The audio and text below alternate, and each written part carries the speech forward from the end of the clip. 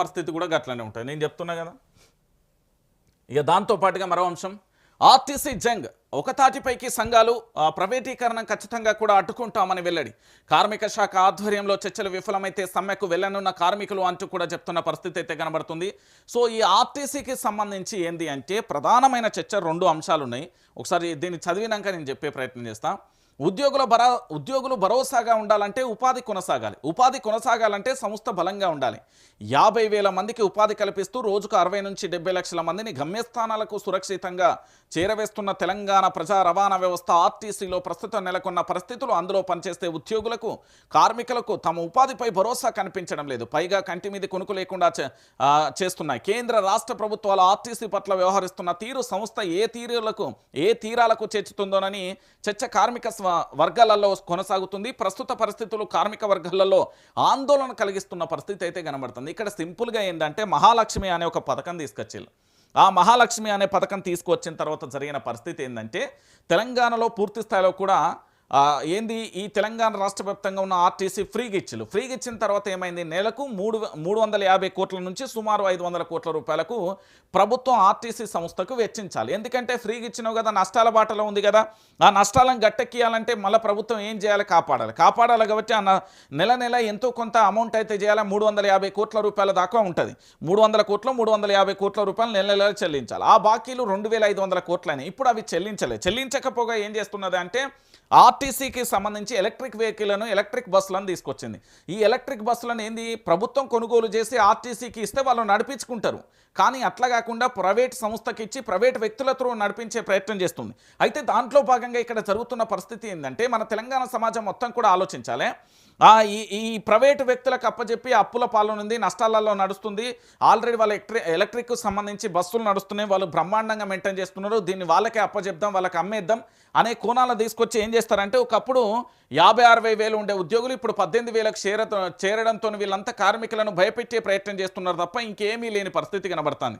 మళ్ళీ ఇంకొక విషయం ఏంటంటే తెలంగాణ రాష్ట్ర వ్యాప్తంగా కూడా ఆర్టీసీ అనేది కేసీఆర్ ప్రభుత్వం ఉన్నప్పుడు లాభాల బాటలో బ్రహ్మాండంగా నడిచింది.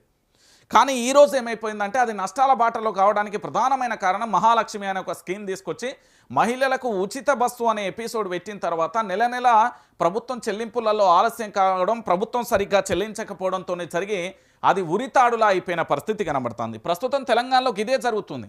ఆర్టీసీకి సంబంధించి జంకు సైరన్. సో ఈ ఆర్టీసీ పోకుండా కాపాడుకునేందుకు ఆర్టీసీ కార్మికులు అందరూ కూడా ఏకతాటిపైకి రావడం, ఆర్టీసీని ఎలాగైనా కాపాడుకోవాలి, ఆర్టీసీకి సంబంధించి పూర్తి స్థాయిలో మా జీవితాలలో వెలిగించింది వాళ్ళు సంస్థ కోసం. ఇక్కడ చాలా గొప్ప విషయం ఏంటంటే ఆర్టీసీ కార్మికులు జీతాల కోసం పనిచేయరు.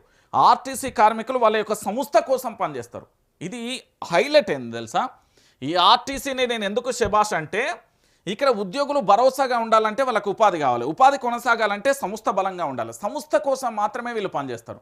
సంస్థ ఎంత బలపడితే మా జీతాలు అంత ఉంటే దాంతోపాటు మాకు ఉపాధి ఉంటుంది, నలుగురికి ఉపాధి కల్పించవచ్చు అనే ఒక మంచి ఉద్దేశంతో ఈ సంస్థను ఆ కార్మిక సంఘాలకు సంబంధించిన నాయకులు కానీ ఆ సంస్థ ఉద్యోగులు పూర్తి స్థాయిలో ఆర్టీసీ ఎంప్లాయీస్ అందరూ కూడా కష్టపడి పనిచేస్తారు. ఒక రోజుకు సుమారు 1 కోటి మందిని కూడా తమ గమ్యస్థానాలకు చేరవేయడంతో భారీగా కూడా ఆదాయం వస్తుంది. కానీ మహాలక్ష్మి పేరుతోని పూర్తి స్థాయిలో కూడా ఏం చేసిళ్ళు అంటే ఫ్రీగా ఇవ్వడం ద్వారా ఈరోజు నష్టాల దిశగా అడుగులు వేస్తున్న పరిస్థితి కనబడుతుంది.